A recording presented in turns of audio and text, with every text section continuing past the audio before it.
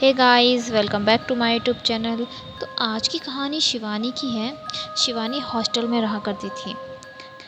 उसके साथ बहुत ही डरावनी घटना घटी जिसके कारण उसे अपना हॉस्टल बदलना पड़ा।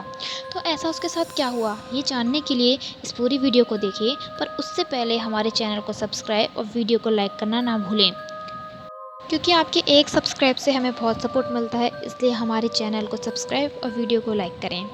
तो चलिए कहानी की शुरुआत करते हैं। ये बात उस समय की है जब मैं बीए फर्स्ट ईयर में थी। उस समय मैं मेरे कॉलेज के पास ही के एक हॉस्टल में रह रही थी।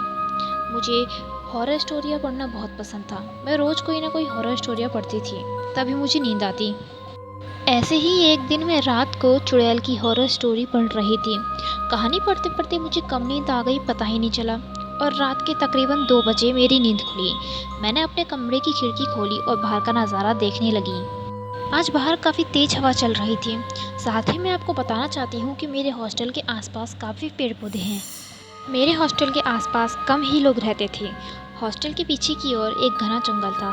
मेरे रूम की खिड़की जंगल की ओर थी। मैं अपने पलंग पर लेट गई और सोने की कोशिश करने लगी, पर मुझे नींद ही नहीं आ रही थी। थोड़ी देर बाद मेरी आँख लग गई। मेरी नींद एक खटखट की आवाज़ से खुली। उस समय मैं अपनी खिड़की पर पर्दा लगाना भूल गई थी। बाहर एक हाथ दिख रहा था जो लगातार मेरी खिड़की की शीशे पर नॉक कर रहा था। ये देखकर तो मेरी हालत ही ख़राब हो गई, क्योंकि मेरा रूम तीसरे फ्लोर पर था। मैंने देखा कि बाहर जो कोई भी था, अब वो तेज़ी से खिड़की खटखटा रहा था।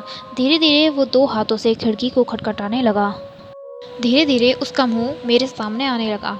मेरी तो डर से ही हालत ख़राब हो गई थी। मेरे मुंह से ना तो आवाज़ निकल रही थी और ना ही मैं हिल पा रही थी।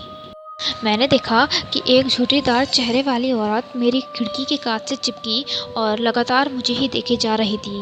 वो औरत मेरी खिड़की को खोलना चाहती थी, पर खिड़की अंदर से बंद थी। अब वो औरत खिड़की को ज़ोर ज़ोर से पीटने लगी और काफ़ी गुस्से से मुझे देखने लगी। मैं समझ गई कि आज ये मुझे नहीं छोड़ेगी। फिर वो औरत शांत हो गई और मुझे इशारों इशारों में ही इस खिड़की को खोलने के लिए कहने लगी। पर मेरी हालत तो ऐसी थी कि मानो मुझे काटो तो खून नहीं। कुछ समय बाद एकदम वो औरत वहाँ से गायब हो गई। मेरा दिल अभी भी तेज़ी से धड़क रहा था।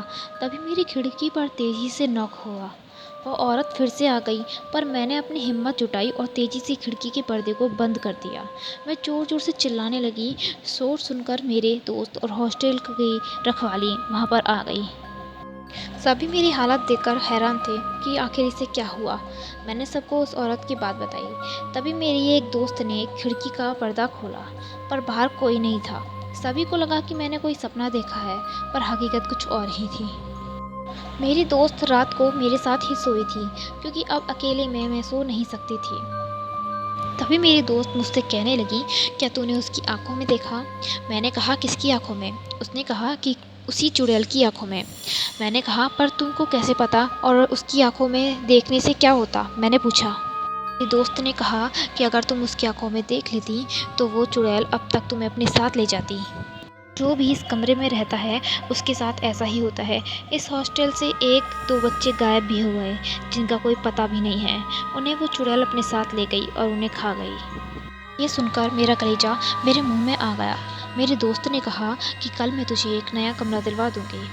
अगले ही दिन मैंने अपना हॉस्टल ही चेंज करवा लिया।